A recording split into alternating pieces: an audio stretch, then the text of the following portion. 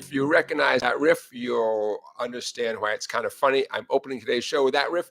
And if you don't recognize that riff, that's okay, because you know what? You're in the right place anyways. Welcome to the SongBike Guitar Q&A live stream here on YouTube, coming at you from the Connecticut River Valley. How are you, everybody? Hope you had a great week. I see we got a bunch of people in the chat already. Scott is talking about a new songwriting book that he just got, The Art of Songwriting by Ed Bell. Sounds very interesting. Excellent. Hey, hope you had a great week. There's a poll up and running. Get right to it. Why not? If you're in the chat anyways, go ahead and vote in the poll. It's not a vote kind of poll as much as, are you planning on buying yourself a little something for this holiday season? A little something musical. Let us know. If you are planning on it, what are you going to buy? If you're not planning on buying anything, believe me, I get it. But what do you wish, might show up? And if you're on the fence, let us know what you're on the fence about. I'm kind of curious. So that's tonight's poll question. Got a great show for you. You're in the right place. Settle in, tune up your guitar. Here's what you have to look forward to in tonight's show. My own dumb question of the week. A couple of tough love segments that we're going to talk about. A couple of WTF sections, weekly teaching features. I can't wait to get to those. In fact, one's going to come up very soon, so stay right where you are. Going to give you a quick demo out of my Christmas songbook because I love the book very much, and I want to show you why you might love it as well. I want to tell you about a few new things that are in the works, things that are either coming out very soon or have just come out, music related. I want to talk about some repair prices. Remember, was it just last week that we saw a list of repair prices from my local guitar center? I want to share some more prices with you. Another store posts what they charge, and you might be interested in what it costs to take care of our 6-string instruments. What else? Great play along song tonight. I can't wait to share it with you. Many of you will recognize it. Some of you will not recognize it. You're all going to love it because it's a great song. I can't wait. So don't go anywhere. Our virtual play along song is like probably my favorite part of the show. So don't go anywhere because I'm really looking forward to tonight's virtual play along. So a lot of stuff going on tonight. Who's in town? Some interesting people coming through town. I want to talk to you about the Grammy nominations. I didn't have a chance this week to prep for the Grammy nominations because I can't wait to share with you what I learned about the nominees and some of the less obvious, less visible categories. So much talent out there. So a lot to do. Those of you who have your pick and have your guitar, let's get right to it. Okay, let's get right to it. Our first WTF, weekly teaching feature, is something I've been doing with my in-person students just recently. And this is a special one. I'm going to zoom in. Don't worry, hang in there. I'm going to zoom in here. Okay. What you're looking at on the screen, the topic is pedal points. And from our point of view as guitarists, pedal points are achieved most easily by having certain strings ring as open strings while you fret other strings, but you play everything. That's that top line right there. I know it might be a teeny tiny bit blurry, but I'm going to walk you through it. Don't worry. I should let you know right now that what you're looking at is from a very cool book. And in the description of this live stream, I'm going to put a link where you can get this book from Amazon or from wherever you want to buy books. The book is called Zen and the Art of Guitar, A Path to Guitar Mastery. And the author's name is Jeff Peretz, Peretz, from the Alfred Publications Company. It's also part of the National Guitar Workshop. Anyways, very cool book. I believe we did something from this book a while back. Get yourself a copy. What you're looking at is one of the pages of the book. While I feel okay about putting this on the screen, I'm not going to put this PDF on my website because it's not my book, it's Jeff's book. So enjoy what you're looking at right there. But if you get a kick out of this, trust me, you're going to like the whole book. Very cool. Okay, so pedal points. I'm going to read the top of the page to you guys. The guitar is a great instrument on which to explore sound colors because we can let an open string ring out as a pedal point while we investigate. I believe the term pedal point, by the way, relates back to piano players who have those pedals, the sustain pedal they can hold down while they play. I believe that's where the term originates. The following examples are a continuation of the sound color explorations on previous pages. However, each example now includes one or more open string pedals. Open string voicings, open string voices are a very idiomatic sound to the guitar. That's right. A saxophone player wishes they could have two sounds at the same time, right? Okay, so what you're looking at there, you can see he describes this as E Ionian. E Ionian is another way of saying the E major scale. The Ionian mode means major scale. So what we have is notes from the E major scale that continue up the third and fourth strings while the first and second strings remain open. So the very first stack of numbers there, you see 0, 0, 1, 2, essentially it's like an E major chord, or at least the first four skinny strings of an E major chord. And I'm going to encourage you, as I walk you through this line right here, I'm going to encourage you to arpeggiate the chords. You know, that means play them one at a time, one string at a time, so you can get into the flavor. Okay? The stack of numbers below each stack of numbers, that indicates which finger to use. And let me make things simple for you. Your index finger, your first finger is always going to be on the third skinny string. The whole exercise, the whole line. Again, I'll say it again. Index finger, first finger on the G string the whole time. The only other variable is which finger is going to fret the fourth string. And it's going to be the middle finger if you only have to reach up one fret. And it's going to be the ring finger if you have to reach up two frets. That's all. Okay, I'm going to stop talking so much. I'm going to play the first line all the way across, but I'm going to arpeggiate each chord a little bit just to bring out the flavor. Okay, here we go.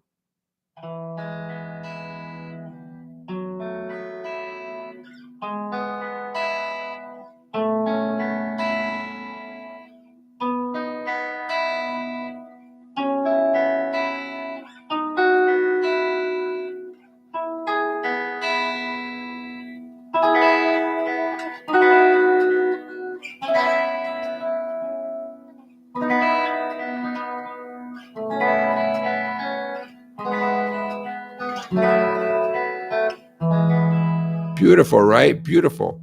Every note you just heard is directly from the E major scale. That's why it sounds like it's all of one piece, right? I didn't play any notes on there that weren't from the E major scale.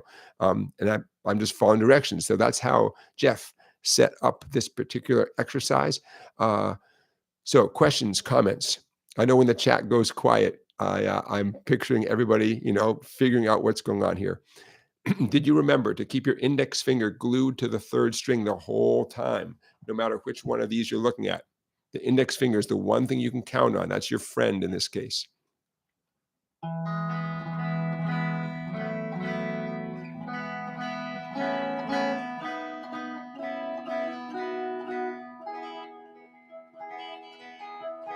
So obviously everything on the page there is a chord, in the sense that a chord by definition is three or more notes at the same time, three or more different notes at the same time, right? But notice he didn't identify the names of the chords, and I think that's great. You know why? Let's let go of that for a minute. Let's just play what's there and enjoy the sounds that are coming out of our guitar. For many of you, you're hearing combinations and harmonies that you have never heard before because you never did this kind of exercise, this type of playing before. And so isn't it cool to hear new sounds come out? Nothing on this line, nothing is physically hard, right? It might take you a minute to you know, figure out, you know, are you on 8 and 9 or 9 and 11? But there's no crazy stretching. You only need, you know, index and middle or index and ring, either way. Some of you, by the way, might be tempted to use your index and middle the whole time and just stretch up with your middle finger. I don't recommend it. You know, to me, that would, if I saw a student doing that, I'd say, hey, man, you're just avoiding using your ring finger, you know? So I highly, highly, highly recommend using your ring finger anytime it's logical. For instance, the second stack of numbers, the 0024.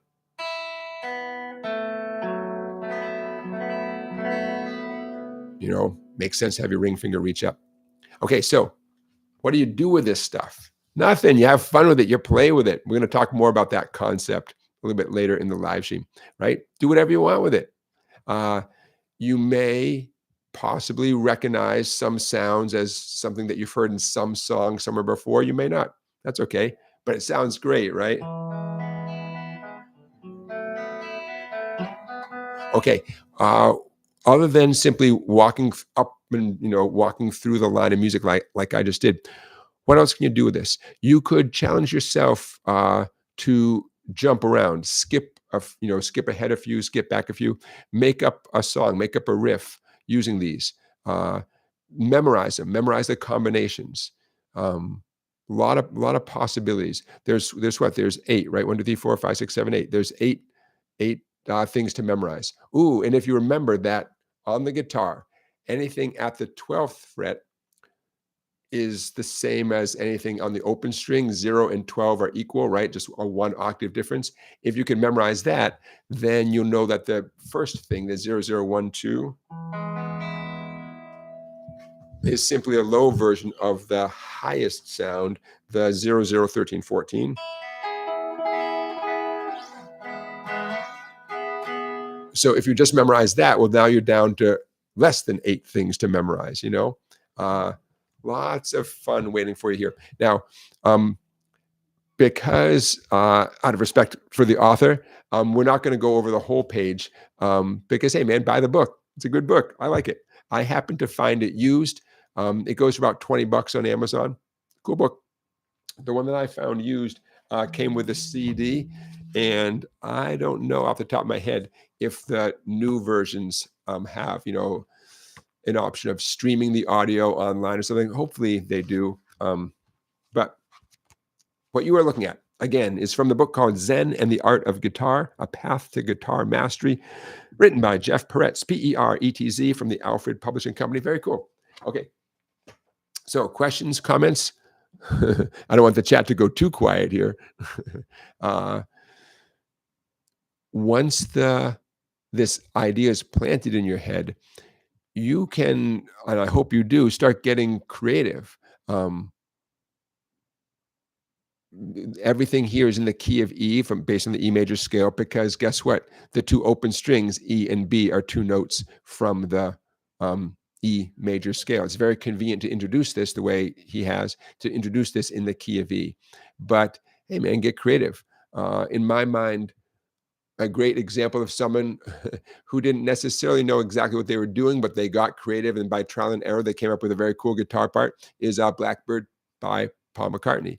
I'm taking an educated guess that all those cool harmonic sounds Paul McCartney gets in Blackbird, he figured out by trial and error. And why can't you do the same? Why not, man? Experiment a little bit. Do what's on that top line, but then, I don't know, start messing around with stuff. And I'll leave it at that. But I hope you all are making some very cool sounds based on this concept, which is pedal points. Okay, I'm going to stop sharing that. And again, the link to purchase that book from Amazon is going to be in the description of this live stream, but you don't have to get it from Amazon. If you're lucky, you might find it in a used bookstore. I hate to tell you guys, I paid $4 for this, and it's worth a lot more than that. So you never know. Frequent your used bookstore. You never know what you might find. That's what's going on there. Okay. What I would like to do now is segue to a tough love thing. And I'm calling this tough love, but it's not the toughest love you're ever going to receive. Okay. What I was just describing there with that book, with that exercise, a little tough love. Give yourself permission to play on the guitar. Not every practicing session has to be working on "Wish You Were Here" and trying to get every note exactly right. Okay. Now, some of you don't need to hear this, but some of you do. You're allowed to get a concept in your mind, like what I just showed you, and just play with it. Just play with it. that counts as practicing. There's so many benefits from letting yourself just make some noise on the guitar.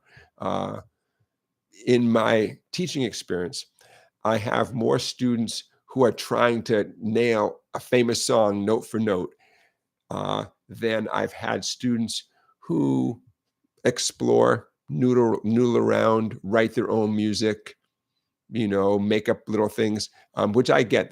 That's totally, I totally get it, which is why little tough love, you're allowed to mess around. You're allowed to make up your own riffs, even if it doesn't go anywhere, even if you spend 30 minutes and all you've done is make some interesting sounds on the guitar. Your fingers are still going to be a little, sore afterwards. It's proof that you were playing. Your ear is going to be opened up. Almost certainly you're using a different part of your brain than the part of your brain that would have been agonizing over every detail of fill in the blank of your favorite famous song, So that's my tough love segment of the night. And I would go as far as to say you should be doing that, not that you're just allowed to. Some of your practice time should be just messing around, And so I'm here to give you some suggestions. Messing around with pedal points, right? Okay. You get what I'm saying? Of course you do. Speaking of books that are out there, something walked in the door the other day. I'm going to try to make some time to check this out. A woman I know who volunteers at the local public library said this book came in as a donation and they're getting ready for their big annual book sale, which includes a bake sale, cookies, brownies, and stuff. Small town, my friend, small town. And she grabbed this book and brought it to me. She thought I would be interested. This used book called Understanding DADGAD for Fingerstyle Guitar by Doug Young. This book never made it to the book sale. It's all who you know, my friends. It's all who you know. Understanding DADGAD for Fingerstyle Guitar. So she thought correctly that I would love a book about DADGAD fingerstyle guitar playing. So from the Mel Bay publisher, and they included a CD too. And you know what? It looks like, because I'm such a geek, I always do a quick check to see did the person ever even open the CD in the back, and they never even open it. That's okay. I get it. But I can't wait to check out this book. Understanding DADGAD for Fingerstyle Guitar by Doug Young. What is DADGAD? Okay, DADGAD. It's an alternative tuning for your guitar. You're loosening the fat string down to D. You're loosening the skinny E string down to D. Only one other adjustment. Your second string, the B string, gets loosened down to A. Meanwhile, your third, fourth, and fifth strings remain exactly as they are. So essentially, you're loosening your first, second, and sixth strings, and it opens up a whole new world. So should we do this someday? I don't, I just got it. I don't have a lesson plan tied into this, but DADGAD tuning, by the way, this is the #1 reason why you need to buy more guitars. So you can have guitars that are already in the alternate tuning, and then you're good to go. DADGAD is absolutely one of the most common alternate tunings. Technically, anybody can tune their guitars to anything, right? And they do. But over the decades and decades, centuries of guitar playing, DADGAD is one of the most common alternate tunings. Interestingly, it's not what they call an open tuning, in the sense that that tuning doesn't produce a specific major or even minor chord. It is what it is. It's kind of a D chord. I mean, you could argue it's a D sus4 chord, but they don't call it the D suspended 4 tune. They call it the DADGAD tuning. Couldn't be happier. Just the idea that someone would see a guitar book and think of me and bring it. Oh, I'm so happy. So Linda, I know you're not listening, Linda, but Linda, if you're out there, I'm sending you good karma. So very excited. Wingo, I see your comment there. Wingo recognized the riff I was playing at the beginning of our live stream tonight, and Wingo, keep that song in your mind because that's going to be relevant in a little while. Okay. Yeah, Scott Rhodes is saying it's super close to the open D tuning, except instead of the G string being G, instead of the G string being F sharp for open D tuning, it's G for this DADGAD tuning. Yeah. You know, I'll just wrap up by saying the fact that the guitar is relatively easy to retune to anything you want is almost too much. It's too much because, you know, where does it stop? It never ends. It never ends. But that's the world we're living in. And some of your favorite songs, I guarantee you, if you list your favorite songs, sooner or later, one of the songs you list is a song that's played in some sort of alternate tuning. Neil Young and the Rolling Stones are some examples of songwriters that use open tunings. Joni Mitchell, and I'm sure I know there's many, many more. Those are the ones that always pop into my head. Oh, Stephen Stills, Crosby, Stills, and Nash. So, okay, little show and tell, little DADGAD book show and tell. Hey, some more show and tell. Last week, you might have heard me mention that I was happily awaiting a new CD from Duke Levine. Duke Levine has a new CD out. I shared some info about him in last week, and there it is. Duke Levine and the super sweet sound of the 70s. There they are, man. Select crop of Boston area musicians, I believe. And the good news is it sounds great.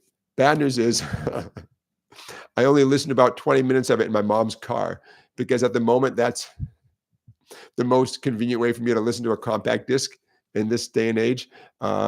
So I'm still glad I have it. What I heard was great. I have no doubt that the rest of it is going to be great.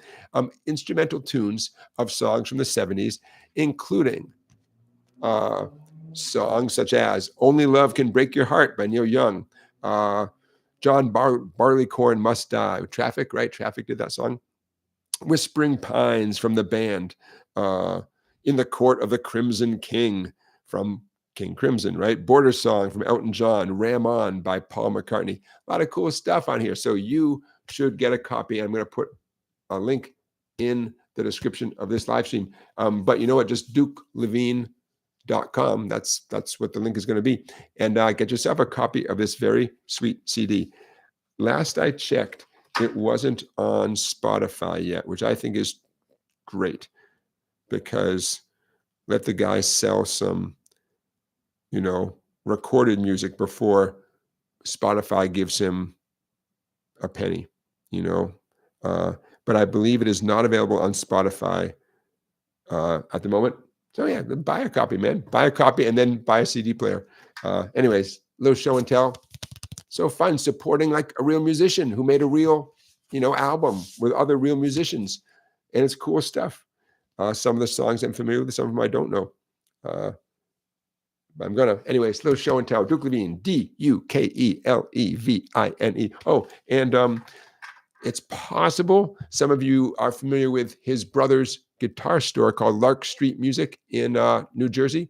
Or in case you're looking for a cool guitar store in New Jersey, Lark Street Music, that's Duke's brother's guitar store. There you go. True S Armor, you're saying my computer acts as a CD player. Yeah, I'm not sure if mine does. I don't think I have mine set up that way, but I'm not going to mess with it now. Heaven forbid I press any buttons. Hey, I'm going to say a few hellos to people in the chat. Watcher Dan, checking in from North Carolina. Hey, Watcher Dan. True S Armor, thanks for being here. Scott Rhodes. Jeff H, thanks for being here. Wingo. Bruce, checking in from Sydney, Australia. Oh, Bruce, you're going to get a couple of vinyl records as a holiday present for yourself. Excellent, excellent. Scott, you're going to give your wife your wish list and see what you get. I got it. Very cool. Scott, you know, getting back to what you said about the songwriting book you got, very interesting. The Art of Songwriting by Ed Bell. And I see what you're saying here, how it does talk about structure and what makes a song work, but it's also about being a songwriter. Very interesting. Yeah. Okay. How's everybody? You guys having fun? I am always having fun. Okay, check. Don't forget to vote in the poll. The poll is, are you buying yourself something musical this holiday season? Let us know. I got a dumb question. I always have a dumb question. It's surprisingly easy for me to come up with dumb questions. Almost every single live stream, I ask a dumb question. I ask it so you don't have to. Dumb question this week. Is it okay if you just play easy songs? I mean, aren't we supposed to always be playing something a little bit harder, pushing yourself? What if you kind of, you got your G, C, and D, maybe E minor, you just play songs with those chords, put on a capo if you need to, strum them, you have a ball. If you're happy, is that okay? Is that all right just to play? Sure, why not, man? Why not? You know, if you are if you're in your comfort zone and you're bonding with your guitar and music is filling your brain and playing your instrument is a source of relaxation and pleasure in this crazy world, excellent, excellent. Nothing wrong with that. Nothing wrong with that. If you want to improve your skills, yeah, then you got to start doing things that are going to push you a little bit. But yeah, why not, man? Why not? It's many of us consider guitar as part of our therapy, right? Self medication. So yeah, nothing wrong with doing easy stuff. Just keep in mind that at a certain point, you might decide you're ready for something harder, but make yourself happy, man. You paid for the guitar, it's yours. Do whatever you want with it. Well, sometimes what can happen is you learn a song, you work hard, and you learn a song, and then you find out that there are 7 other songs that are extremely similar. And those become part of your repertoire because, same bunch of chords, maybe you throw in a capo, same strum pattern, or maybe a similar strum pattern. All of a sudden, 7 songs. Why not, man? That's great. That's great. Scott's saying, you can play chords that you think of as easy, but work on different strumming that might be more challenging. Yeah, why not? And then Scott, you just make me think vice versa, right? Say you're good at down, down, up, down, down, down, up, down. You can do that all day long. But, can you do it going to a B minor chord? Can you do it going to an F chord? So give your fretting hand the challenge and do what's easy with your strumming hand. Yep. Debbie is checking in. Hey, Debbie, thanks for being here. Rock Lobster, thanks for being here. Yeah. And don't forget to give the live stream a like. Why? I have no idea why. I can't like my own live stream until it's over. Once it's like upload to YouTube permanently, then I can like it. I can't like it now. So if one of you wouldn't mind liking it for me, that would make me happy. I think you guys have seen this stuff before, but I got my Milkman amp behind me. And this is what they call the amp. And Milkman, little company, 6 employees out of San Francisco, California. This is the brains. It has reverb and tremolo. You want to hear the tremolo? Sure you do. Ooh.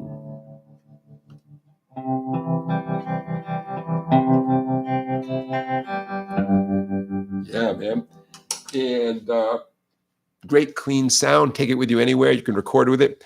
And then it's sitting on top of a Milkman cabinet, 2 big old 10-inch speakers, nice heavy-duty handle on top. I traded in a bunch of stuff and got the used cabinet and a new amp.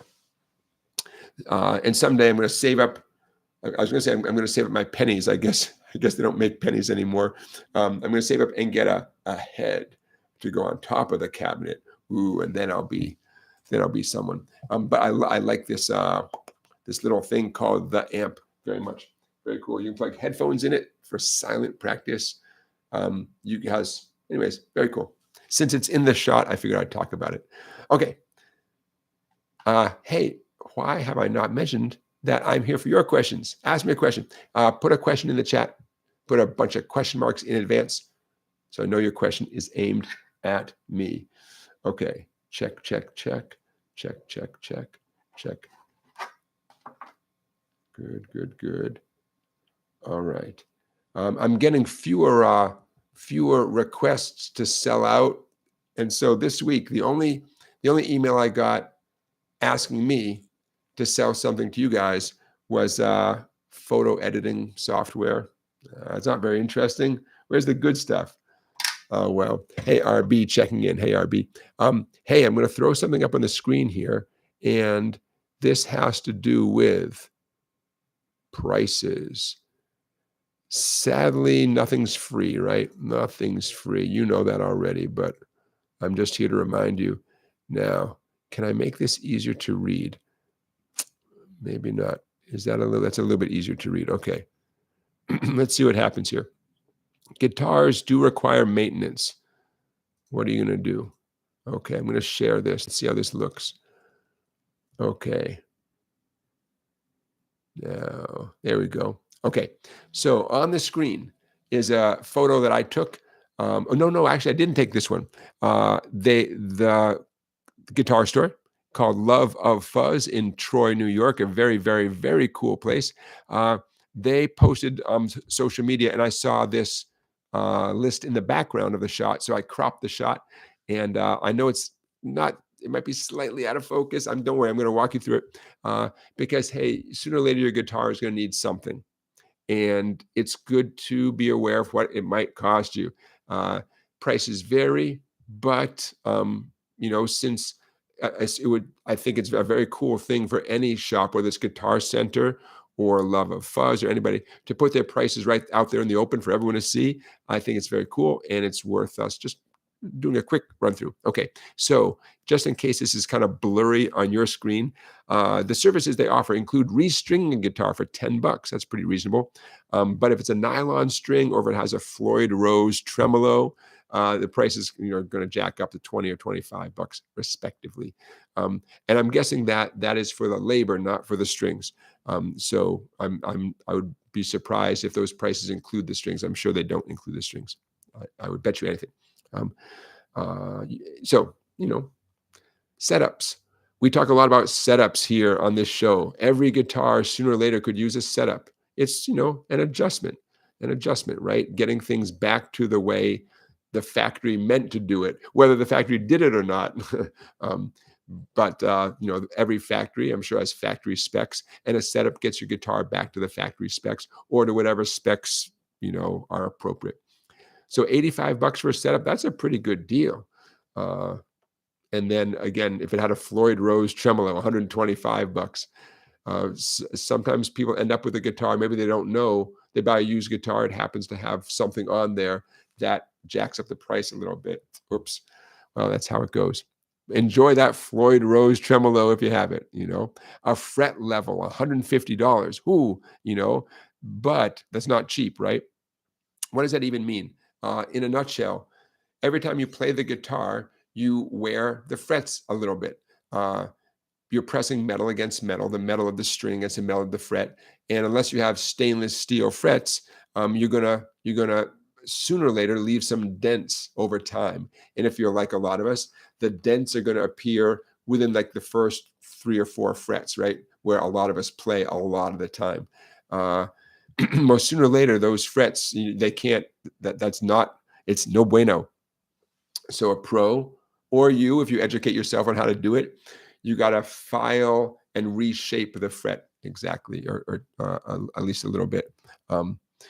So fret leveling, and I'm sure there's more to fret leveling than what I just said, but $150, whew. A guitar might not need fret leveling for a long time.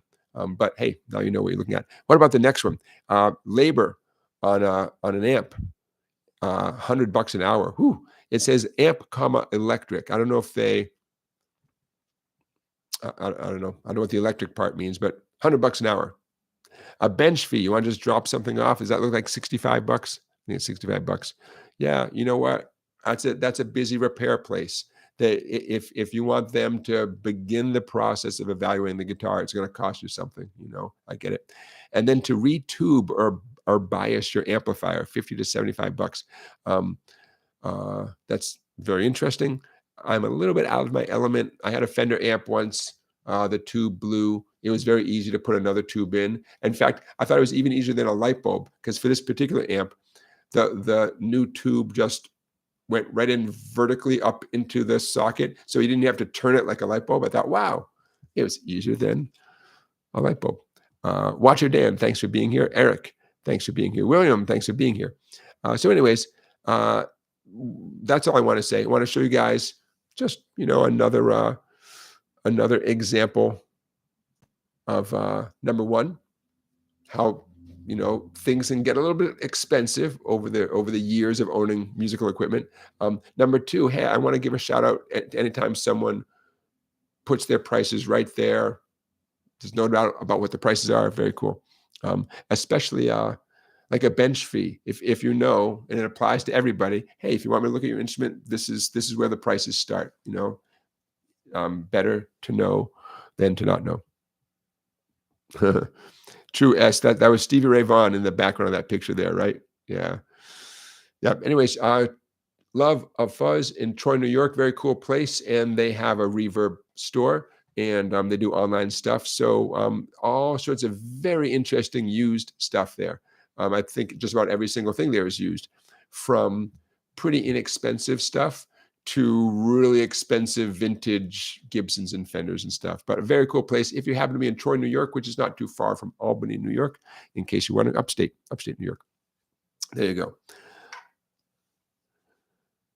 Yeah, Scott says, it's my Martin guitar's 5th birthday. I'll probably take it to my local tech soon to give it a once over. Yep. We get used to how our guitars are sometimes, and we forget that we don't notice that they're getting just a little bit out of whack. And when you get it back from the luthier, and it feels so good. And that's when you realize, oh, wow, man, I could have been feeling this the whole time, Very cool. Okay. How about one more thing, and then we'll get to our virtual guitar play along, because I can't even wait. Here is a thought I had. Do I want to do this one? This one? Yeah, let's do this one.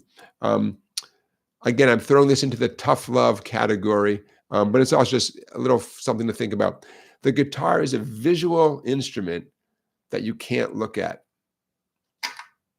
What do I mean by that? Well, every time we learn something on the guitar, we learn partly with our eyes, right? It's visual. Everything about the guitar begs us to look at it and figure out what's what visually. And as you guys have found, you can't look at the guitar while you're looking at music. Your eyes can't be everywhere at once, right? And I don't recommend memorizing every single thing or trying to memorize every single thing you ever learn. So we've come to this crossroads, or you find yourself coming to this crossroads with any new piece of music you learn. Where do you look? Unless you're going to memorize it, you have to look wherever, on screen, on paper, whatever. You can't look at your hands, See the problem? It's a visual instrument. You can't look at it. Trumpet players do not have this issue, right? Trumpet players, there's nothing to look at on a trumpet, with all due respect. Beautiful, glorious brass instruments, but looking at the trumpet doesn't make you a better trumpet player, right? Saxophone, right? It's down there by their hip. There's nothing to look at on a saxophone, right? This is a guitar player issue. Piano, same deal, right? Such a visual instrument. It begs to be looked at. Your progress as a piano player, your progress as a guitar player is aided so much by looking at the instrument. And yet, when it's time to play the song, when it's time to do that thing, you want to be able to do it without looking at the instrument, again, unless you're going to memorize every single thing. But if you're not going to memorize every single thing, then you can't really look at it. That tension, right? What are you going to do? And it's a guitar thing. Not only guitar players, like I said, piano. Any stringed instrument, banjo, any stringed instrument. They're visual, ukulele. And there's all those instruments, flutes. The nice, beautiful silver flute goes off sideways, right? They're not looking at their fingers, my friends. They don't have this conversation. They're looking at the music and just playing whatever the music says, right? A visual instrument that you just can't look at. You can, but you want to the best of your ability, try to get your eyes off of your hands. My advice, though, is your picking hand. If you have to trust one hand, you want to trust your picking hand. And if you have to look at your hands, yeah, it's your left hand, it's your fretting hand that you have to look at. That's it, because you have to make a decision at any given moment, at any song, any performance. You have to decide where is the best place to look. And I would discourage you from looking at your right hand, your picking hand, and encourage you, if you have to look at either hand, for it to be the left hand. Yeah, Scott says, we choose our guitars partly based on looks and then can't look at it. Yeah. You guys know what I'm saying, right? Of course you can look at your guitar, but you want to work on the ability to play without looking, that sense of radar. And again, assuming that you are strumming with your dominant hand, then trust your dominant hand the most, and keep your eyes on either the music, the paper, the book, the computer screen, whatever, or on your left hand. But try not to look at the left hand too much either, Okay, you got it. All right, so I know we're a little bit on the early side, but why not? Why not do our virtual play along song right now? Let's just do it. All right, I'm going to close down a couple of things here. We don't need that. Okay, the song that will get us sharing our revenue tonight is a great, great, great song. I might have heard this song first from a Ry Cooder recording. Okay, not that. You might know it from the great singing of Wilson Pickett, possibly Eddie Floyd.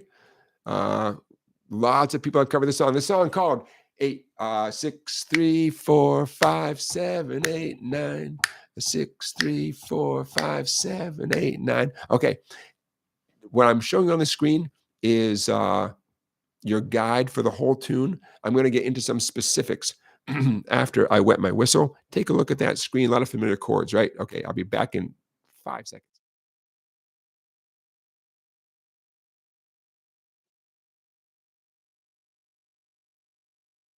All right.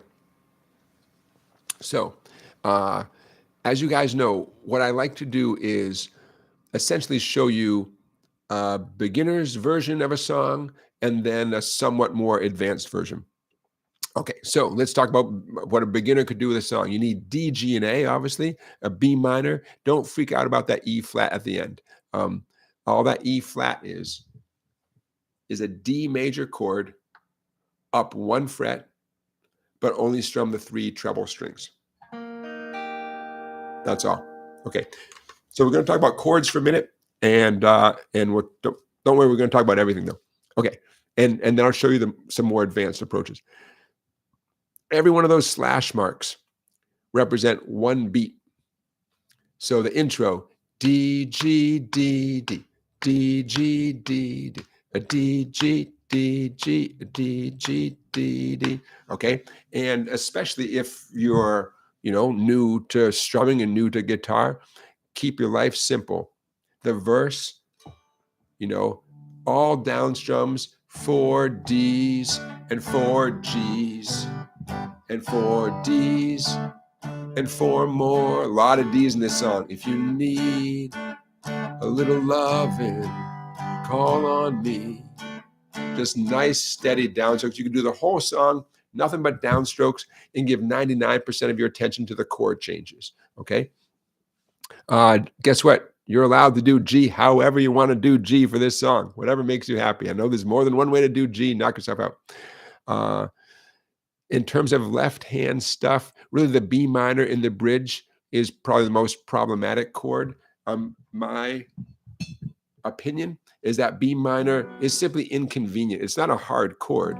It's just that it doesn't pair easily with most other chords. And so it's always a hassle to get there. But now you've got a reason to get to that B minor. No big deal. And it only shows up for that one moment for those 8 counts, right? Okay, so you can do it. Okay, so that takes care of how I would encourage a beginner to fret these chords with their fretting hand, and I'll help you out with how to play a B minor, a couple ways of playing a B minor in a minute. Okay, in terms of strumming, the absolute entry level way is just nice down strums. And again, how many down strums? Every one of those little slash marks would count as one down strum. Okay. Now, real quick, the structure of the tune. I hope I made this painfully obvious. We got the intro, we got the verse, chorus. Then in big letters, just repeat the verse and chorus. Then finally the bridge comes along. Then you repeat the intro, the verse, and the chorus. And then the outro, essentially for whatever creative reason, they decided to transpose the song up a half step in the final, I don't know, 30 seconds of the tune, 20 seconds of the tune. And they just stay on the E flat sound just because they could. So that's the outro. Okay, so hopefully the structure, the way I wrote there, is really, really obvious, right? I hope it is. Okay, now check this out. I'm going to scroll up. Okay, now I'm calling this the worksheet because this has a bunch of information that is going to be helpful, especially if you want to play a song with a little more advanced, at a more advanced level, and to sound more like the actual guitar playing on the tune. Okay, so real quick, let's talk about some B minor options. That first B minor on the 4 treble strings, the chord police told me to tell you that technically the name of that chord is B minor over F sharp, B minor / F sharp, because the lowest sound is the note F sharp. I don't always present the chord this way, but I thought, what the heck? Also because I want to give it some name that's going to differentiate it from the next B minor that you see right next to it. So let's call it by its proper name for that reason too, B minor / F sharp. Nothing wrong with that. It's everything you need for a B minor chord. Sounds great. If you're already holding down that 4-string B minor chord on the 4 treble strings, don't move anything except your pointer finger. Take your pointer finger off of the first E string and move it over to the 5th string 2nd fret, the A string 2nd fret. This is my go-to B minor because guess what? That's the note B, and it's obviously it's really appropriate to have a nice low B sound if you're playing a B minor chord. That's the note B right there. I am arching my index finger. I'm not barring. I don't like bar chords. I'm arching my index finger. Maybe in that shot you can see the arch a little bit better. And I'm letting a little bit of my skin dampen out the skinny 1st string.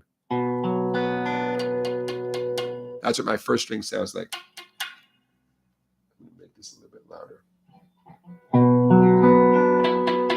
Now, if you want to get really into the weeds, the skin on the tip of my index finger is also lightly touching the 6th string. So guess what the 6th string sounds like? So I'm pretty comfortable strumming with a carefree manner because I know the 6th string is muted, basically, and the 1st string is muted. So that's what you're going to see me doing when we get to the B minor chord in the song. Okay, what else? I'm going to go get back to those chord diagrams at the top of the page in a second, but what you're going to see me doing is a lot more authentic to the tune when it comes to the D, G, and A chords.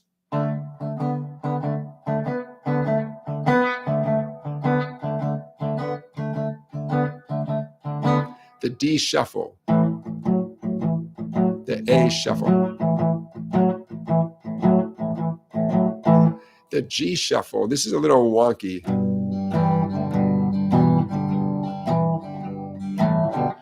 We'll get to that in a second. It's doable. I don't know if I'm going to do that during the song. That's not what Steve Cropper, the great Steve Cropper, whose guitar work we're imitating here, that's not what he does, but it's a cool thing to know how to do. We'll get to that in a second. Okay, the D shuffle. Hopefully a bunch of you guys know about these open string shuffle patterns. The D shuffle includes the open D string plus the G string 2nd fret with my index. I want to make sure. Hold on. Okay, I know I'm a little thumbnail in the corner of your screen, I know.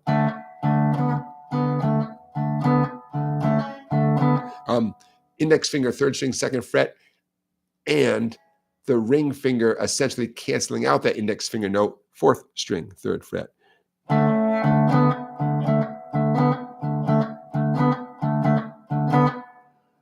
You can hear I'm getting a muted sound. I'm keeping this electric guitar under control by a little palm muting with the edge of my right hand, my picking hand. A shuffle, same deal, just with the open A string and my index finger on the D string, 2nd fret.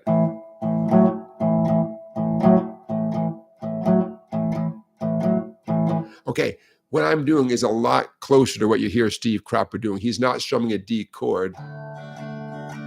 He's doing a D shuffle. Instead of an A chord, he's doing the A shuffle. Now, the G is a little problematic. You may see me simply doing a G power chord. Index finger, 6th string, 3rd fret. Ring finger, 5th string, 5th fret. Pinky, 4th string, 5th fret. And that totally works. What I wrote there on the screen, however you want to do the G chord.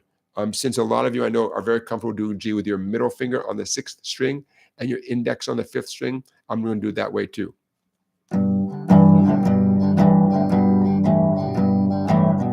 I hope that I make this look super easy. It is easy once you get it, right? How often have you heard someone say that? My index finger is right where it would typically be, 5th string, 2nd fret. But after 2 strums on the 3 fat strings, my index finger hops over to the 4th string, 2nd fret. And then back to the 5th string, 2nd fret. You get.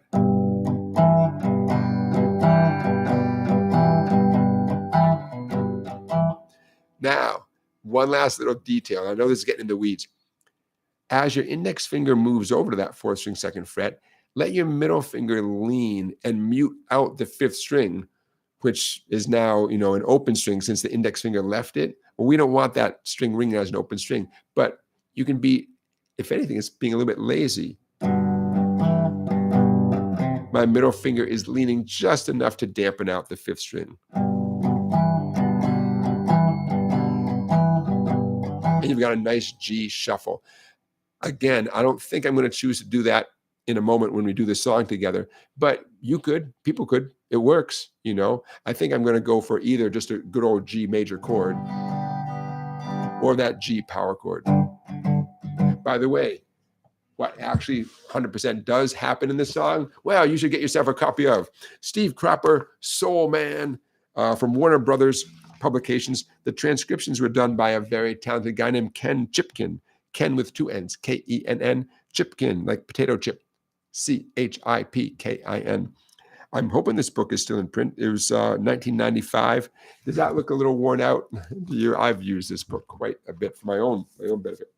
Okay, so real quick before we actually play the tune, when I present these tunes to you guys, I try to walk a line between what is exactly happening in the tune and what is so darn close that it's okay to substitute that instead. That's where I'm coming from. Okay. The second line there, you see the DGD.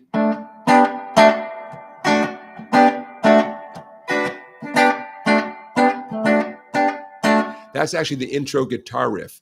Instead of an old-fashioned D chord, it's a 1-finger D at the 7th fret, 7 on the 2nd, 3rd, and 4th strings. Okay, that is a legit D chord. It's an A chord, except imagine doing a 1-finger A chord, but moving it up to the 7th fret instead. You got to be very careful with your pick to only hit the 2nd, 3rd, and 4th strings. Okay. You can turn that D chord into a G chord. In fact, Steve Cropper does by keeping that index finger touching, but adding middle finger, 2nd string 8, ring finger arching over, arch like a rainbow there, 4th string 9. The 3rd string is still the note 7, the 7th fret, because you're arching over, but you're keeping that bar in place. So that's why it says, I know the screen might be a little bit hard to read, 879 under the G. Oh, wait, sorry. If you listen to the original recording by Wilson Pickett, that's the one that I use as a reference for all of this. You can hear right from the very beginning. There's Steve Cropper and a bunch of horns.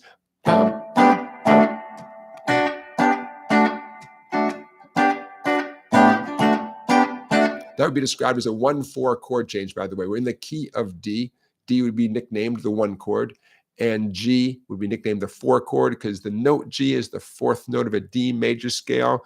You got all that? So this is an extremely convenient way in general to change from any 1 chord to the respective 4 chord, the related 4 chord. Okay, so am I going to do that in this song? I don't know. But when you hear Wilson Pickett's recording of it, you'll hear that happening. Okay, and lastly, that E flat. 2 options for E flat. Take a D major chord, move it up 1 fret, like I said before. Make sure you only strum the 3 skinny strings, the ones you're touching. Or you could do an E flat power chord. Index finger 1st fret on the D string, ring finger 3rd fret on the G string, and there's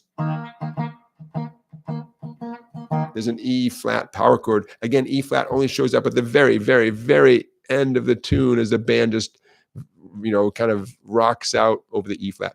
Okay. Questions, comments? I hope not, because no, I don't mean I hope not. I'm just ready to rock this tune.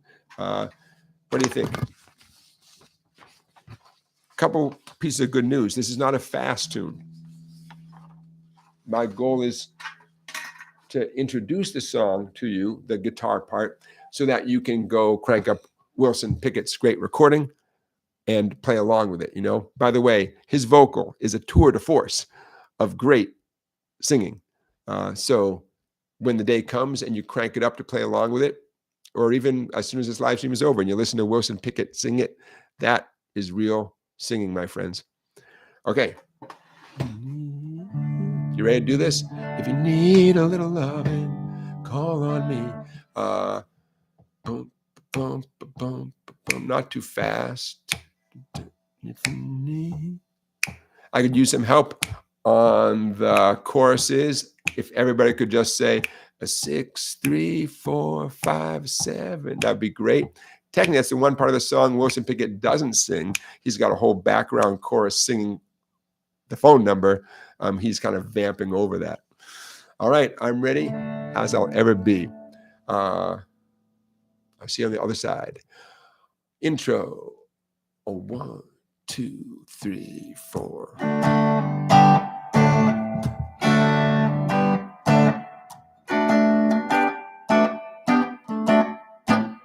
If you need a little loving, call on me. All right. If you want a little hugging, call on me. Oh, I'll be right here at home. All you gotta do, pick up the telephone and dial now. 6, 3, 4, 5, 7, 8, 9. 6, 3, 4, 5, 7, 8, 9. If you need a little hugging, call on me. That's all you gotta do now. And if you want some kissing, call on me. All right. No more lonely nights will you be alone. All you gotta do is pick up the telephone and call now. 8, 6, 5, 7, 8, 9. 6, 3, 4, 5, 7, 8, 9. B minor. Oh, I'll be right there just as soon as I can.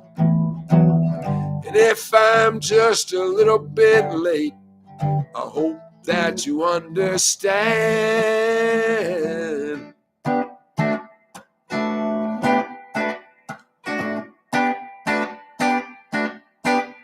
If you need a little loving, call on me.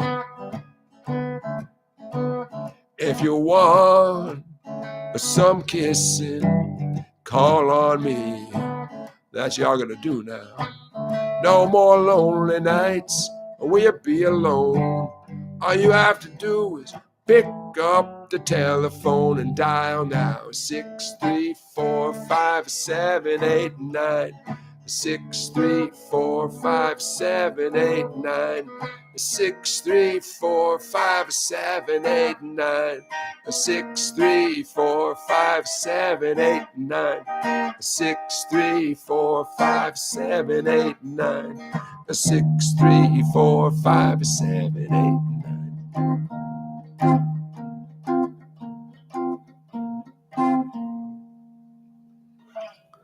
All right, how'd you do? At the end there, let's start with the end. I went from strumming that E flat chord, kind of an abrupt change. They make it sound a lot smoother when they do it. I went from strumming the E flat, remember that's just a D major up 1 fret, to doing the E flat as a power chord. Now, this is what I was trying to spare you guys from, but let's talk about it for a minute. A closed position shuffle, meaning no open strings, a little bit harder. But I'll tell you what, it's a little bit easier up here at the 6th and 8th and 10th frets than it would be doing it way down there. So here's a challenge for you if you can't already do it. Index finger, 6 on the 5th string. Ring finger, got to be your ring finger, 8 on the D string. You're going to be strumming only those 2 strings. Now, you got to move your thumb first. Bring your thumb. Ideally, your thumb is pointing up towards the ceiling.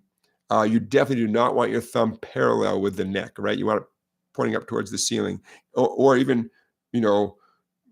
pointing a little bit towards, how would I describe that, at an angle towards your face, not straight up, but angled a little bit this way towards my right shoulder. Okay, because your pinky has to, while the other 2 fingers are doing their job, ideally your pinky, well, not ideally, the goal, your job, your pinky 10 on the 4th string, it's going to essentially cancel out the ring finger. So at the very end, just then, you heard me doing E flat. I was reflecting the sound of E flat doing that instead of, because for sure that's not what Steve Cropper is doing there at the end of the tune. I mean, it works though, it fits. Hey, it's a teachable moment. Now you know how to play an E flat chord. Take a D major chord, move it up 1 fret, you're all set. Okay, so what else did I want to tell you about?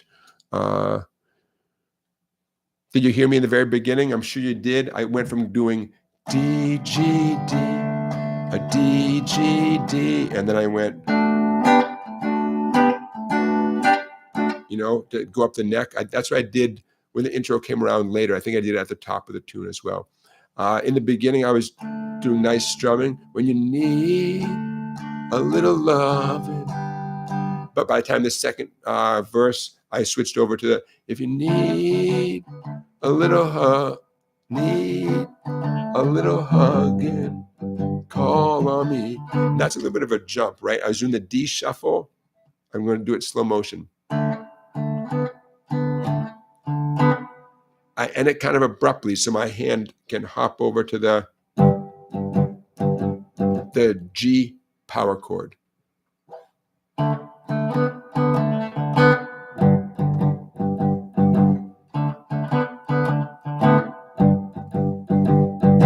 Why not? It works.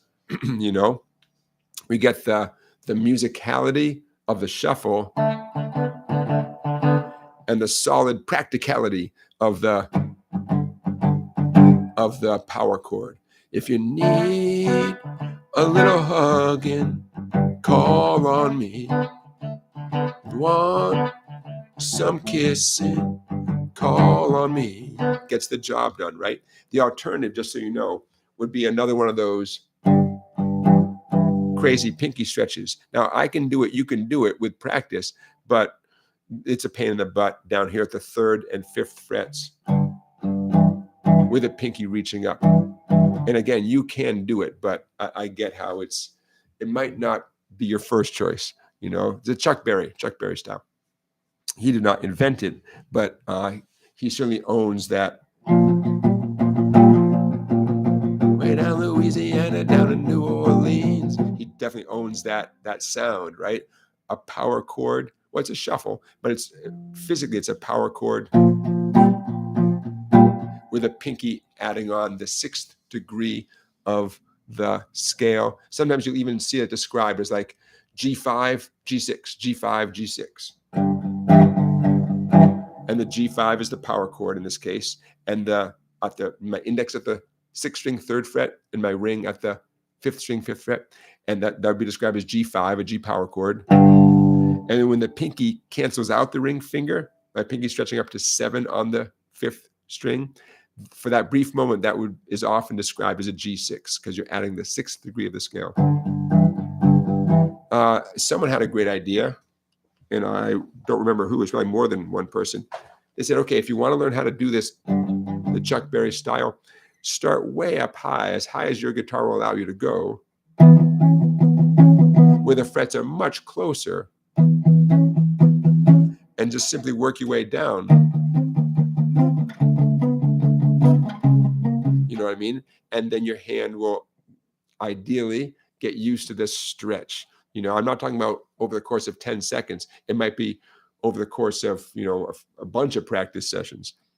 So just to give you an idea, I'm going to, since I know a lot of you are playing acoustic guitars, how about if we say index on 9 on the 6th string, ring finger on 11 on the 5th string. You're going to strum both of those at the same time. And then the pinky is going to reach up while those are still down, thumb pointing up towards the ceiling. Okay. Thumb should be pointing right at your nose. The pinky is going to reach up to the 5th string, 13th fret. We got 9, 11. Here comes 13. Yeah, beginner guitar lessons is saying always stretch before and after playing to help the finger stretching. Yep, great idea, especially in the cold weather that's coming, you know, for many of us.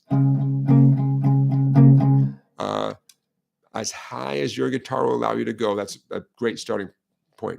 And assuming that sooner or later you get success doing that, then move backwards 1 fret. You're never going to love the mega stretches. I'm at index on 1, ring finger on 3, pinky on 5. You're never going to love that. And I don't recommend, I just felt that. I don't recommend that. But it's nice to know that you can do it. Okay, so there you go. Thanks. Eddie Floyd and Steve Cropper were the songwriters. Steve Cropper, the guitar player. That PDF you were looking at, that will be available on my website just a few moments after this live stream is all done. The website called song-bike.com. It will join dozens and dozens. I think it's well over 100 at this point. PDFs that have, you know, reflect things we've covered here in these past dozens and dozens and dozens of live streams, and then a few other things that relate to some videos that I've posted, or you name it. Tons and tons and tons of learning material available for you. Song-bike.com, $9.95 a month, same low price, and you get access to lots and lots of stuff. That's my sales pitch. Scott says, sometimes the Chuck Berry thing makes my wrist sore. Yeah, well, I mean, it's asking a lot. I don't recommend pushing yourself too hard, but it's something to be aware of. And you know, as you saw with 6, 3, 4, 5, 7, 8, 9, it's not mandatory. This, you know, you could do it with D and G and A chords without the whole shuffle thing. Or actually, the D shuffle, remember, was that was the easy one. And the A shuffle, it was just the G where we had to accommodate. Because remember, there's only 4 chords in the whole song, right? D, G, A, and B minor. B minor, I don't think it's even appropriate to do a shuffle at that moment. and the G, well, the power chord is a perfectly good substitute anyways for that. So I want to, since I have this transcription right here, when the band goes to the B minor chord in the bridge, Steve Cropper is not strumming, is not doing a shuffle pattern. He's, in case you're curious, a little partial bar, 3 treble strings at 7. Remember, this is to reflect a B minor chord. 7, 7, 7, and 9. I mean, this is like if you want to know what Steve Cropper is doing. Oh, I'll be right there. He's just hitting that chord and letting it ring. I think he's just playing it and letting it ring. So, he's going 2, 3, 4. Oh, I'll be right there. And then he goes, just as soon as I can. He goes on back to the A shuffle. Okay, so all right, you ready to move on? I'm ready to move on. That song will be added to our mega list. And every once in a while, I like to throw this up on the screen. Our mega big list of, let me see, do I have it right there? There we go. Of songs that have been performed, analyzed, taught, you name it, here on the live stream. Let's see, how's that? Well, pretty good. Check this out, my friends. And I'm happy to email anybody this list if you want this list yourself. Look at this. And that, is that it right there? Nope. Not that. Hold on. I'm happy to and just send you this list. Okay, that's what I'm looking for. All right. Now, many of you have been here with me doing these songs for quite some time. This list, I believe this list is pretty darn up to date. That you see the title of the song, and then you see the live stream number it came from. Yeah, yep. This has everything except what we just did. I can see number 117 there. The Galway Girl was last week. 116, 4 Strong Winds. Look at those songs. That's a lot of songs, man. One of the many reasons I like, I enjoy doing these virtual play-alongs that we do, and I intend to obviously keep doing them. I want to make sure that nobody within my reach ever feels like they don't know how to play a song all the way through. I've heard it too many times. Someone says, wow, I've played guitar for a year, but I don't know any songs. I can't play any songs. And I get it, but it can be a little bit frustrating for me because, I thought I was teaching songs. So I thought, Jonathan, okay, let's make a master list of the songs. I'm going to scroll a little bit so you can see the ones above. Let's make a master list of songs that are relatively easy. I know it's all subjective, but these songs are among the easiest songs that I know of. Okay, you guys get the idea. If anyone would like a copy of that list, just send me an email, info@song-bike.com, and it's very easy for me to email you a copy of that list, and then you just go back to any of the live streams, right, and check out and play along, right? Hey, sometimes I neglect to do one last little detail, so I'm going to do it right now. A quick little music theory walkthrough. Okay. Now this is just another way of processing the information on the screen there. Okay, so this song is in the key of D. D like Delta. How do I know that? I can tell you that what I know is I know the patterns that reflect the key of D, and a pattern, a very extremely common or important pattern that tells me the song's in the key of D is the family of chords D, G, and A. That's the chord family that reflects a D major chord. I wish I could tell you, the first chord of the song, that's always the key you're in. And that's not. It's true a lot of the time. If you had to just guess blindly what key a song is in, yeah, guess the name of the first chord. It's not always going to be true, but more often than not, yeah, it's true. Okay, so the pattern I'm looking for is what is the family of chords, and D, G, A, and B minor. Those are the chords that are most commonly associated with the key of D. Would I expect you to instantly be 100% confident that we're in the key of D just from looking at this? No, but now you know. If you see D, G, and A, and those are the main chords of the song, and B minor thrown in for good measure, yeah, for sure you're in the key of D. So the song's in the key of D. Therefore, the D chord is nicknamed the 1 chord. I happen to know that the note G is the 4th note of a D scale, and the note A is the 5th note of a D scale. Therefore, the G chord is very often given the nickname of the 4 chord, and the A chord is very often given the nickname of the 5 chord. And in this context, B minor would be nicknamed the 6th chord. Why? Because the note B is the 6th note of the D major scale. Why do we care about the D major scale? We're in the key of D, and therefore the D major scale is the most relevant key to base all of our analysis on, So I would describe the intro of this song as 1 4 1, or 1 4 1, or 1 4 1 4 1 4 1. And I would describe the verse as 1 to 4, back to 1. Does that make sense? Second line is a 1 chord to the 4, back to 1. And then here comes the A, the 5 chord to the 4 chord, the 5 chord again, and the 4 chord again. And then, surprise, surprise, the chorus is nothing but the, does the chorus have a little, I was going to say the chorus is nothing but the 1 chord, but no, it is. It's just the 1 chord in the grand scheme of things. Now, what we're talking about here, folks, is the bird's eye view of a song. We're not getting deep down into the nitty gritty. But from a bird's eye view, the chorus just stays in the 1 chord. If you want a little more information, it's the 1 chord played as a shuffle.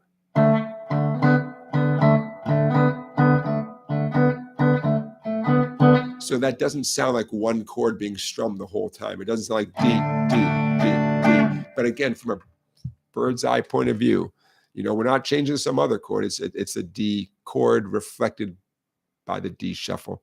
And the bridge would be described as a 6 chord to a 5 to a 4 back to a 5. Okay, you get that B minor, A, G, A, 6, 5, 4, 5.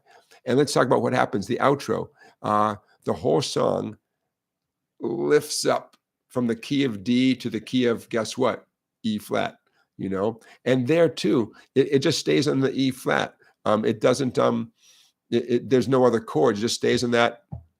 Essentially, it's the chorus of the tune. The way the chorus up until now has just stayed on the 1 chord, the D major chord. The outro, it's essentially Wilson Pickett keeps singing the 6, 3, 4, 5, that keeps happening. But the band and the singer just move everything up from the key of D to the key of E flat. That's up a half step, literally up 1 fret. That's why I said grab the D major and go up 1 fret. And now you have E flat major. So the song transposes up a half step. Why? Because they can. Because, it's a way to keep the energy up, keep the listener listening to the end of the tune. It doesn't cost anything. It's not a particularly advanced move. It's cool. It's cool that they did it. It shows that they have the chops to do it. No, they're not afraid of playing the key of E flat. Wilson Pickett is perfectly comfortable singing a half step higher. And keep your ears open. You should be able to spot that very easily at the end of the tune, where they say 6, 3, 4, 5, 7, 8, 9 once. They say it twice. I'm talking about the very, very end of the tune.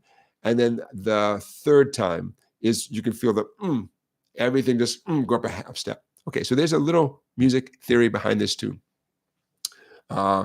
Essentially a 1, 4, 5 kind of tune with a 6 chord making an appearance in the bridge. By the way, when people describe a song as 1, 4, 5, it doesn't mean the chords have to go in that order. It just means that it's not only a 3 chord song, but a song where the only 3 chords are the 3 most commonly grouped chords, the 1 chord, the 4 chord, and the 5 chord. And the 6 chord shows up to keep things interesting in the bridge. Okay, there you go. Okay, Scott is asking a good question. Scott says, do I ever teach a warm-up routine? Sort of.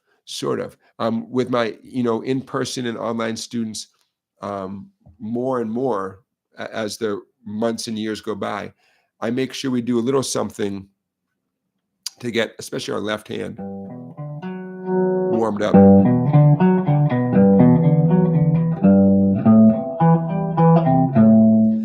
Recently, I've been doing those 7th chord arpeggios. We talked about those a week or two ago. G major 7. Arpeggios are great because typically, especially if you choose the right ones, all 4 of your fingers have to do some work. So while I don't have a specific warm-up routine, it's a great idea. I definitely, as regularly as possible, have a student do some scales, some arpeggios at the beginning of the lesson to give them a chance to warm up. But also because we all should be practicing scales and arpeggios anyways. So what I call a warm-up is also me saying, hey, let's put in the work and do some scales and arpeggios. Other things that I sometimes say to people, and I'm definitely saying to you right now, a little self-massage, especially your fretting hand. Just rub it, a little self-love on your left. In my case, it's my left hand. Get the blood flowing, get your, wake up those fingers. I'm a fan of any and all stretches. I've never heard of a bad stretch for your either arm, either hand. What I will tell you is, number one, go easy. Don't push it. Go easy. If something doesn't feel right, stop. I'm not a doctor. Check with your doctor before doing any of this stuff. I feel like I should say that. But I've never seen a stretch illustrated where I thought, oh man, I would never do that. That's insane. We a while back, I grabbed a book, and I don't have it handy, but I grabbed a book. You know what? I'm going to grab it for one big reason. I really like this book. Okay, talk amongst yourselves, and I'll be back in a flash.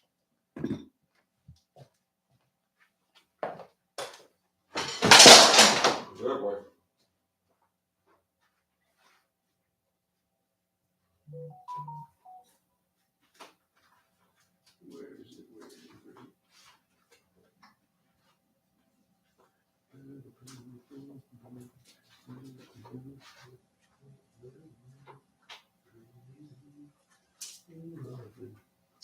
Okay, we're back, and we're back.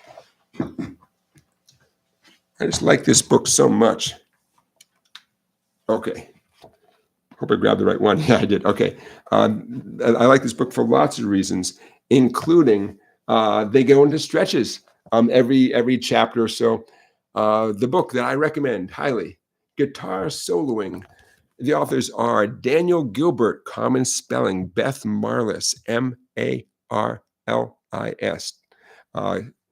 And it's published by Hal Leonard. Back in the day, it was $20. Back in 1997. It's a great book, but if for no other reason, there's a bunch of stretching. It seems like it's divided up into chapters, and I don't see that very often.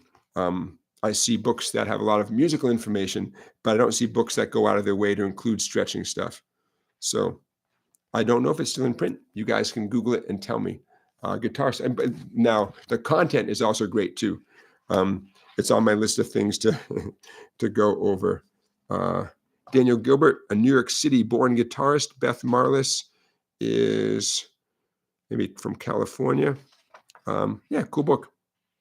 So if I were going to teach you some stretches, I would just go to this book because I liked how they presented stuff.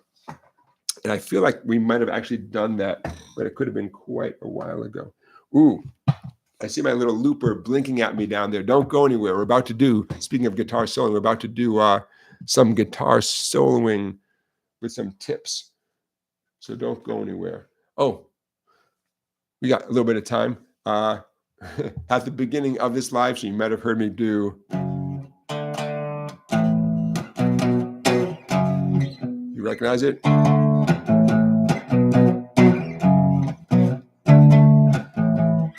So why was I playing that at the beginning of our live stream? Yeah, someone put that in the chat. Why did I play that at the beginning of our live stream? Right, everyone's going to want to demonetize this the live stream.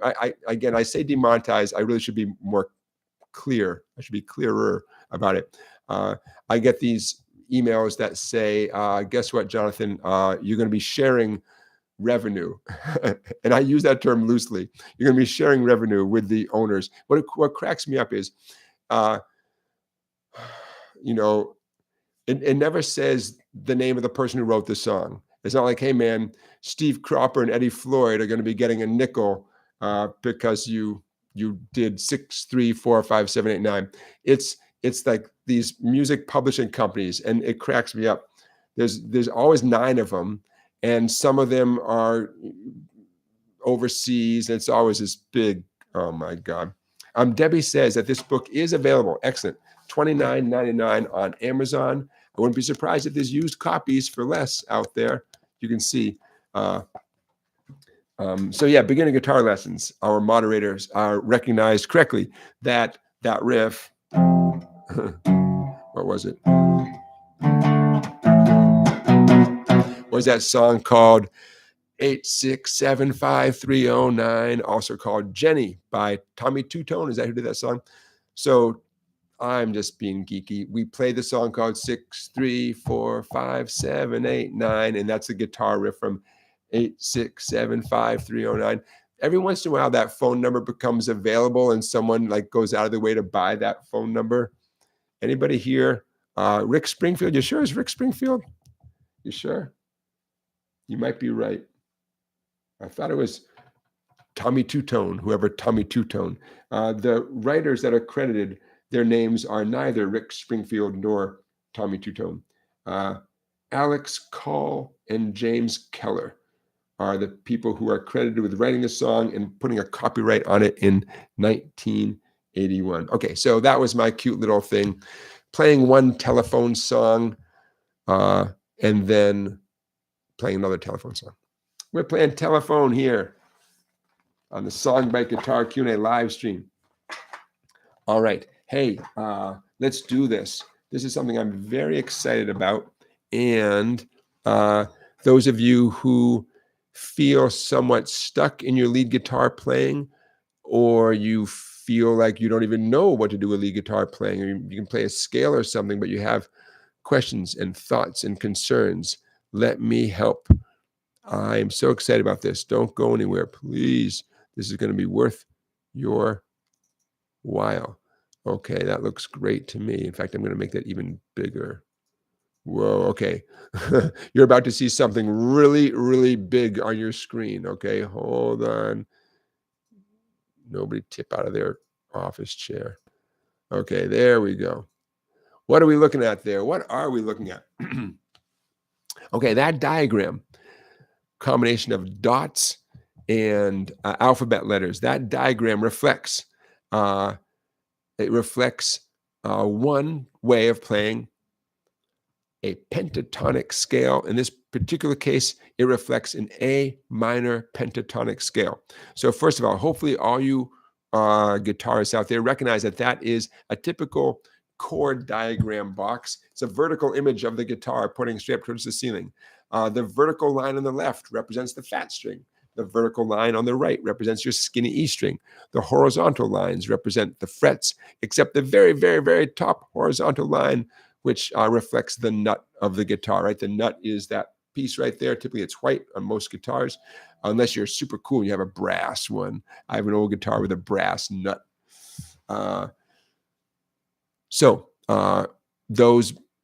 Your job at the moment is to play every one of those notes, the notes that are reflected by a black dot, such as the skinny string, the fat E string 3rd fret, and the fat E string 5th fret, which has the note A. Same thing on the 5th string, 5th string, 3rd fret, 5th string, 5th fret, that's note D. Get the idea? So play every one of those notes, ascending and descending. Every once in a while, I have a student who's not sure like what order to play the notes. And that's a good point because it doesn't tell you what order to play, right? So typically you start on the upper left, the lowest possible sound. So in this case, it's that black dot skinny, black dot fat 6th string, E string, 3rd fret. Start there, 3, 5, the 5th string, 3, 5, 4th string, 2, 5, 3rd string, 2, 5, 2nd string, back to 3, 5, 1st string, 3, 5. Okay, so what's going on here? Okay.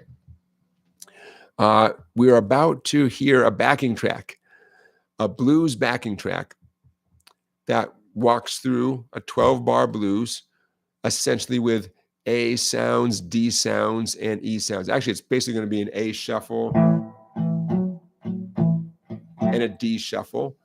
And I'm going to solo on top of that.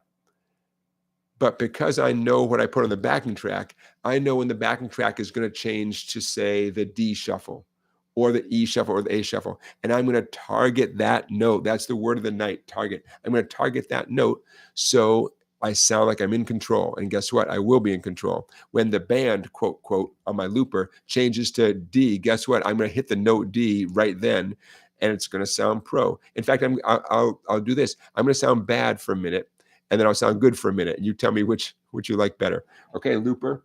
I got my little ditto looper. Here it comes.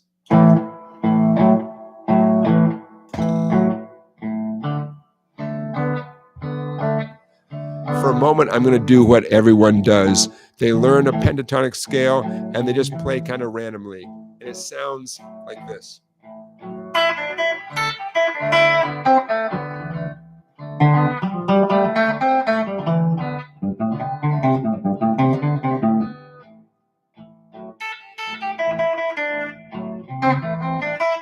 Okay, not so good, right?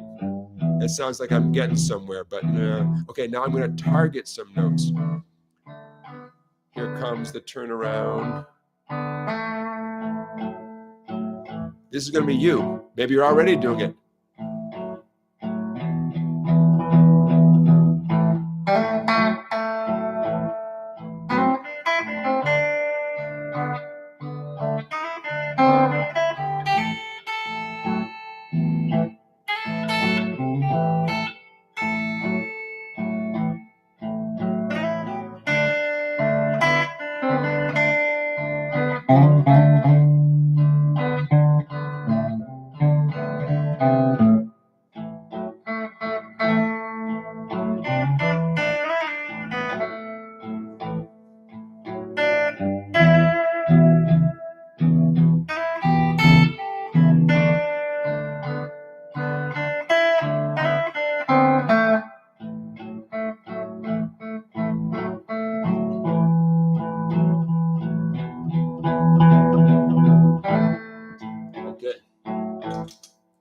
Hopefully that sounded a little more organized, right? So let's talk about what your job is. First, practice that scale in a physical, treat it as a physical exercise. Which finger should you use? There's a little bit of wiggle room. You could do, starting on your fat E string, index ring. On the 4th and 3rd strings, you could go index pinky. And then back to index ring on the 2 treble strings.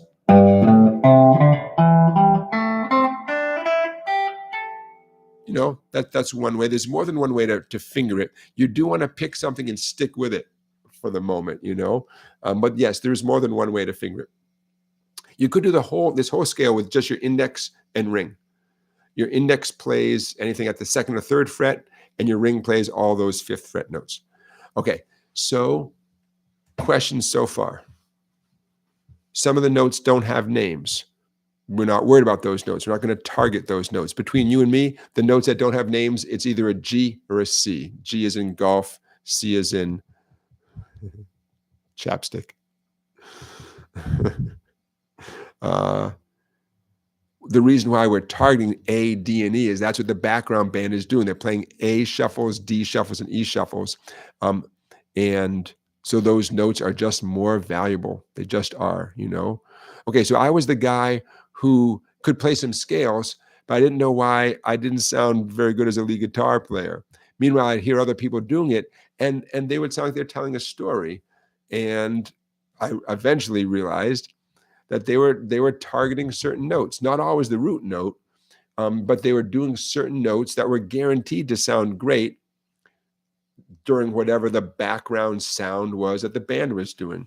And I was the guy playing a bunch of random stuff, or even worse, I wasn't playing because I thought, well, I'm not a lead guitar player. I don't even know what to do. I can play a scale, but I don't know what to do with it. Okay, this is what you do with it. Now, because I care, in the description of this live stream is going to be a link to a great backing track that's about that speed. And they put the chord names on the screen so you know where the band is at. Okay. So if you can see, in fact, you can see what's coming up. Like, ooh, the band is about to go to the E, so I can get my E note ready. And here it is. Right. It's a pretty cool backing track. It has millions of views. I'm jealous. Someone's making a lot of money from that backing track.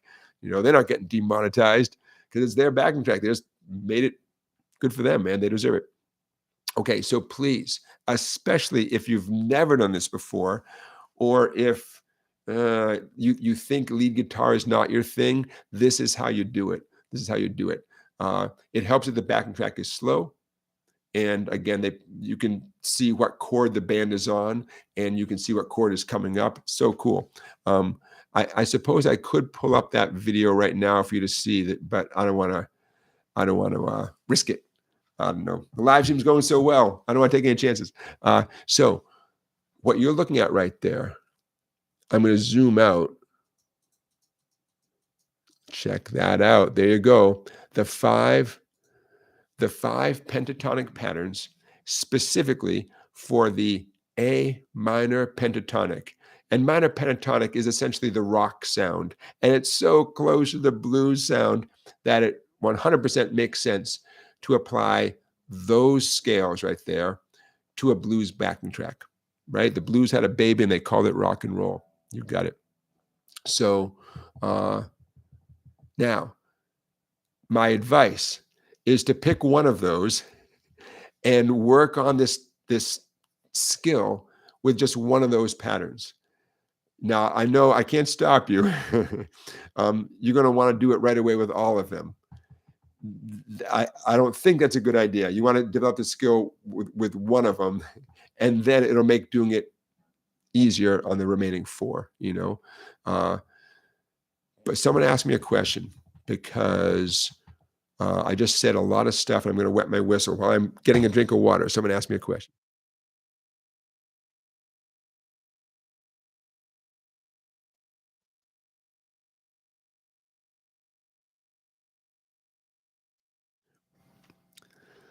No questions, no doubts.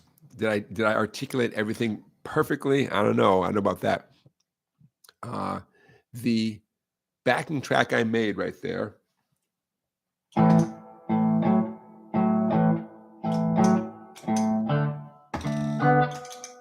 I specifically made sure it was in the key of A, and that it was about the same speed as the backing track I'm suggesting.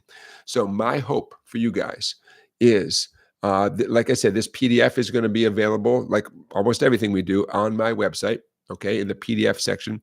What do I call it? I call it Target Notes. I'll probably officially name it Target Notes 145 with pentatonic. Yeah, well, why not? Target Notes 145 with pentatonics. But that's not all you get. Remember Ginsu knives? You also get a Ginsu knife. No, that's not all you get. You ready for page 2? Check this out. Take a good look at page 1. Now here's page 2. Wait for it. Here's page 2. Okay, wait. What just happened there? Why does page 2 look the same but different? What the heck? page 2 is the ultimate. Page 2, we're talking about not A, D, and E necessarily, but the blues in any key, where the notes that are designated as 1, 4, or 5 would match up with whatever key the blues are in. Quick mention, more than one people has given me grief about this. What looks like a slash mark all over those diagrams is actually the number 1. I know it looks like a slash mark. I know it. That's the way us guitar teachers write the number 1 when we're writing the number 1 amidst this chord diagram. Make it looks like a little slanted number 1. Don't freak out. Okay, so in the key of A, the A note would be described as the 1 note. It's the first note of the A major scale. The D note or the D chord would be nicknamed 4, and the E note or the E chord would be nicknamed 5. So what you're looking at there can apply to any key. See how there's no fret numbers? There's no fret numbers anywhere. That's because what you're looking at there, those need to be shifted to where they fit the key of the song. Now, if some of you have just zoned out and I lost you, I get it. That's okay. But just know that this one is where I suggest starting, right? And as you become more comfortable with doing all that stuff, that's when you graduate onto that second page. Long story short, everything there is in the key of A minor, right? A minor pentatonic sounds great during a blues song. If you want to play with a blues that's in the key of B, be like Bravo, just take everything on that page, move it up 2 frets. That's all. Does that make sense? You know, all that stuff is valid information. You just move it to where it fits whatever the song is. And that's where that second page comes in. And again, if I just lost you, I don't take it personally. You shouldn't take it personally. That's okay. But trust me, this page right there that you're looking at with the E's and D's and A's, if you are truly comfortable with that page, then moving on to the second page, taking the information and shifting it around to fit different songs, it will not be a big deal. Okay, so what's the point, or what's the ultimate takeaway? In the description of this live stream will be a link to that very cool backing track video. It's not what you heard me do on my looper. It's a legit YouTube video with millions of views. I like it a lot. There'll be a link to that. So with that thing you're looking at right in front of you and that YouTube backing track video going, you could have a ball. I mean, there goes your Saturday night or your Sunday or both, you know. And if it's super easy for you, give yourself a pat in the back, man. That's great. That's great. But if you're like me, like how I was, it took me a minute to play and hit those target notes when the band went to that chord. But the sound is so appealing that you're I don't know. And anytime you produce music that sounds so good, it doesn't feel like practicing anymore. It feels like you're riding that 2-wheel bike, coasting down the road, waving at the neighbors. You know, it feels so good, right? You're riding the SongBike, my friends. So if one of you, we got a lot of people watching at the moment. I know a lot of people are going to be watching in days to come. If this is eye-opening and one of you has success and you graduate to the next level of lead guitar playing thanks to this, it makes me so happy. And if there's 2 of you, then I don't even know what to do with that, you know. But there's one of you out there, I know there is, who's like, oh wait, I can do that. I can do that, you know. One last little bit of information. And I'm going to illustrate this with my looper again. Okay, so there's the looper. Your job is to hit the note D, any D, right when the band changes to D, right? Before they go on to the next chord, you can do whatever you want, as long as you nail the target note at the right time. We're on D like Delta right now. There's A like Alpha. But I jumped around a little bit. Here comes E.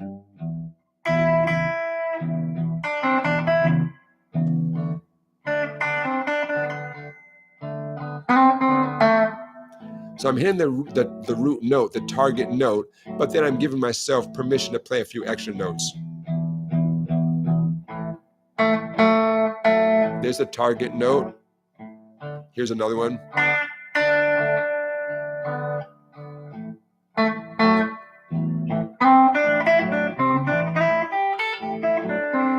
Okay, so of course you can hit more than just the target note, but you get the idea. Hit the target note right when the band changes, more or less, right on the chord change or the shuffle change. And then if there's time, sure, play some other notes. Don't lose track of where you are. If all you do is hit the target note right when you're supposed to, right when the band goes there, that's fantastic. That's where it all starts. Okay, you get the idea. So what you're looking at there, that diagram thing and the page 2, again, both will be uploaded to my website, song-bike.com, right after this live stream. Give me a few minutes, wet my whistle, but right after. Okay, excellent. Beginning guitar lessons. I can see you are, yeah, you're giving some good information there. Excellent, excellent. Yep, you got it. You got it. John, you're asking a good question. What's the most common? The of what you were just looking at there. Bear with me. It's a great question. Right there. Okay. The second one, the one my cursor is zooming around, that's not only is that the most common one on the page, but that's the one that we all seem to learn. If you learn any pentatonic scale anywhere up the neck of the guitar, it's that one. 5/8, 5/7, 5/7, 5/7, 5/8, 5/8. Yeah, that's the one. I wouldn't be surprised if more than half of you, at least, that's your go-to pentatonic right there, And that's great. That's fantastic. You could do one per week. Get super comfortable with one of these per week. And then in 5 weeks, you are rocking, And of course, you don't really want to take 5 weeks, right? But that just sounds so reasonable, 5 weeks, one a week. Well, that's, in a perfect world, it'd be more like one a day, one an hour. But why not 5 weeks? That puts us, Christmas, the holiday season, before the new year. So you could get pretty darn comfortable with this whole skill by January 1st. Do it. Somebody out there do it and report back to us, Oh, it sounds so good. The band, you're right there with the song. You're not just playing the random notes that someone told you to play, meaning they say play an A, solo with an A minor pentatonic scale and you just play whatever. That's okay to start off on day 1. That's what we all do. I get it. Day 2, you want to do this, but you got to have all your senses working, right? You're going to be hearing the backing track. You're going to be seeing the things on the screen. You're going to be looking at this diagram. You want to look at your fretting hand. There's a lot going on. That's why I chose a slow backing track, Here we go. Okay. So this topic of, learning a scale and then targeting certain notes, it's certainly nothing new. I feel like we've talked about it in general. I know I've done it with some of my students, but I'm on a kick now to do it, with anybody who can't do it yet, or anybody who can sort of almost do it, but they're not really sure. They just do it. Why not? And then with that backing track, it makes my job so easy because I can say, look, I'm going to text you the link. There's the YouTube video. Do it as long as you want at home, right? My job makes my job extra easy. I just wish I was the guy who posted, nice sounding backing tracks, 15 years ago, and now they have 7 million views. But you know what? I'm grateful that someone did that. Okay, my friends, I'm checking my master list here. Who's in town? Blues guitar player from Australia? Matt Schofield is coming through town. Artemis Pyle from the Leonard Skinner band, he's coming through town. Ooh, Cajun music, Beau Soleil with Michael Doucet, they're coming through town. A string band called the Lonesome Ace String Band, they're coming through town. And Livingston Taylor, that's who's coming through my neck of the woods. I'll put YouTube links to those 5 acts in the description of this live stream. I timestamp this when it's all over. I do it little by little, but it takes me about an hour or so. But that's when the description will be populated with all that types of information. Ooh, how about one last thing? Being November, now is a great time to consider the possibility of playing a Christmas song at Christmas. Well, guess who's here to help you with that? And what shall I play? What I want to do is, number one, encourage you if you're on the fence. Number two, to encourage you to start now, November 15th, right? If you hope to have some nice music under your fingertips by the end of December, good old Silent Night. Why not Silent Night? Okay. Some of you already own the ebook called The Complete Christmas Songbook. I love this book so much. I'm so proud of this book. This book has a great concept at the heart of the book. You take any song, such as Silent Night, and you learn it as a melody.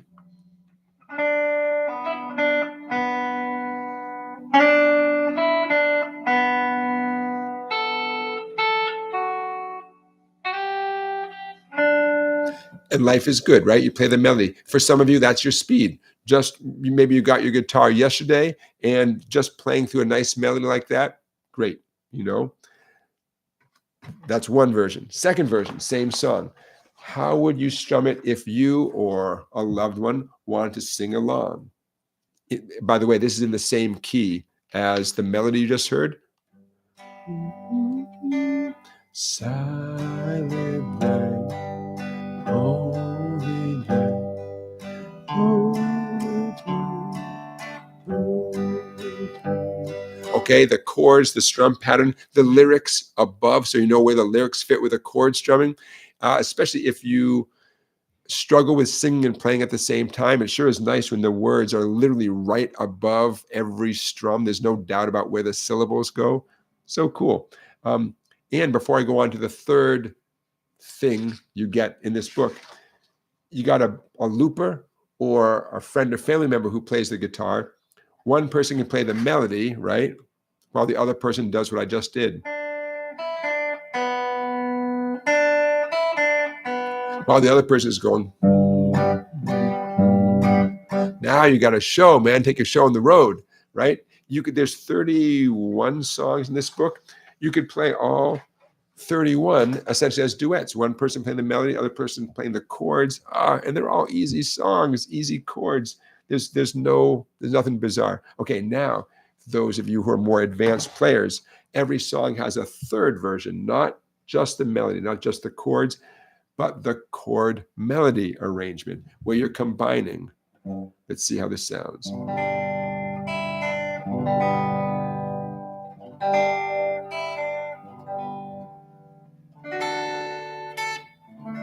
Oh, so pretty. And everything I did was not difficult. I'm playing G, D, and C chords for the most part, but I'm being very specific about how many strings I strum. If I can do it, you can do it. Okay, so of the 31 songs in the book, all 31 are arranged all three ways: melody, strumming, or the combination known as a chord melody arrangement. Makes me so happy. Should you be inclined to pursue this, what you get emailed to you is the electronic PDF. It does not look like this unless you bring the file to your local print store, Staples or whatever, and say, hey, I want you to print out a copy. And spiral binding, always a great idea because it's kind of a thick book. But you don't have to do that, right? The PDF gets emailed to you instantly, and then you can just knock yourself out, look out on the computer. You could print out just the pages you need. Most of the songs are, 3 pages tops, if not only 1 or 2 pages. Very cool idea. Okay, so how do you get your ebook? Song-bike.com, www.song-bike.com. You'll see all the stuff for sale, and I don't even remember how much it is. It's worth it. I don't remember. I love it. It's worth whatever it is. $15 in the ballpark, something like that. I think I would know.